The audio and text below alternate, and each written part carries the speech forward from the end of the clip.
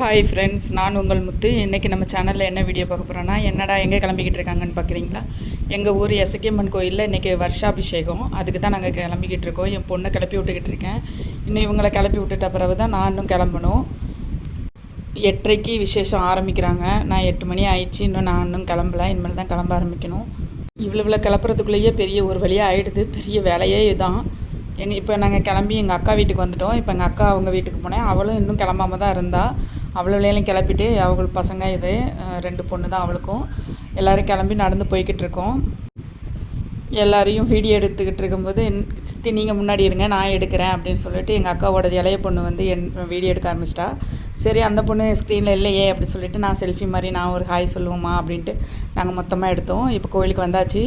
கோயிலில் எல்லோரும் 3 தடவை சுற்றணும்னு சுற்றிக்கிட்டு இருந்தாங்க. நானும் இந்த கோயிலுக்குள்ளே வந்துட்டேன். இப்போ கோயிலில் கும்பாபிஷேகத்துக்கான எல்லாமே ஏற்பாடு நடந்துக்கிட்டு இருக்கு. இது எங்கள் ஊரே எசக்கியம்மன் கோயில். எசக்கியம்மன் எப்படி இருக்காங்க? ரொம்ப சக்தி வாய்ந்த தெய்வம். இவங்களோட ஆசீர்வாதம் உங்கள் எல்லாருக்குமே கிடைக்கட்டும். பூஜையும் ஆரம்பிச்சிட்டாங்க. எசக்கியம்மனுக்கு அபிஷேகம் நடந்துக்கிட்டு இருந்துச்சு. அங்கே உள்ள ஐயருங்க எல்லாம் பூஜை வேலை ஆரம்பிச்சுக்கிட்டு இருந்தாங்க. இவங்க தான் வட்டம் இந்த எசக்கியம்மன் திருவிழானாலே இவங்க தான் சாமி ஆடுவாங்க. வருஷம் இவங்க ஆடுவாங்க. இது வருஷாபிஷேகங்கிறதுனால ஆட்கள்லாம் கம்மியாக தான் வந்திருந்தாங்க. இந்த திருவிழாலாம் ரொம்ப பிரம்மாண்டமாக இருக்கும். கும்பத்தையும் எடுத்துகிட்டு வந்துட்டாங்க.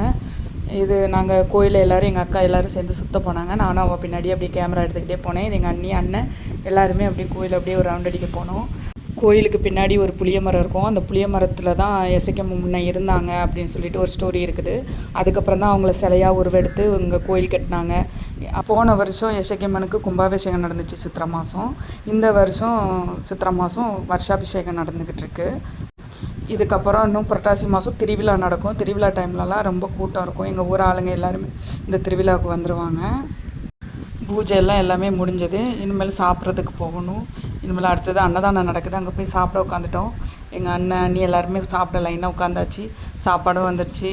அப்புறம் என்ஜாய் பண்ணி சாப்பிட்றது தான். சாப்பாடு வைக்கிற தம்பி எங்களையும் வீடியோவில் எடுத்து போடுங்கக்கான்னு சொன்னால், சரி தம்பி அப்படின்னு அவங்ககிட்ட சொல்லிட்டு, எங்களுக்கு தான் ஃபஸ்ட்டு சாப்பாடு வந்துச்சு. 2வது என் பசங்கள்லாம் பின்னாடி லைனில் இருந்தாங்க. அவங்களுக்கு இன்னும் சாப்பாடு வைக்கலை.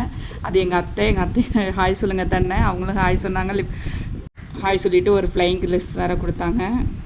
அப்பளம் வைக்கிற தம்பியும் என்னையும் ஒரு வீடியோ எடுங்கக்கான்னு சொன்னால் அவனையும் வீடியோ எடுத்துகிட்டு அப்புறம் சாம்பாரும் வந்துச்சு. கூட்டு பொரியல், அப்பளம், சாம்பார், ரசம் நல்லா என்ஜாய் பண்ணி சாப்பிட்டுட்டு கிளம்பியாச்சு ஃப்ரெண்ட்ஸ்.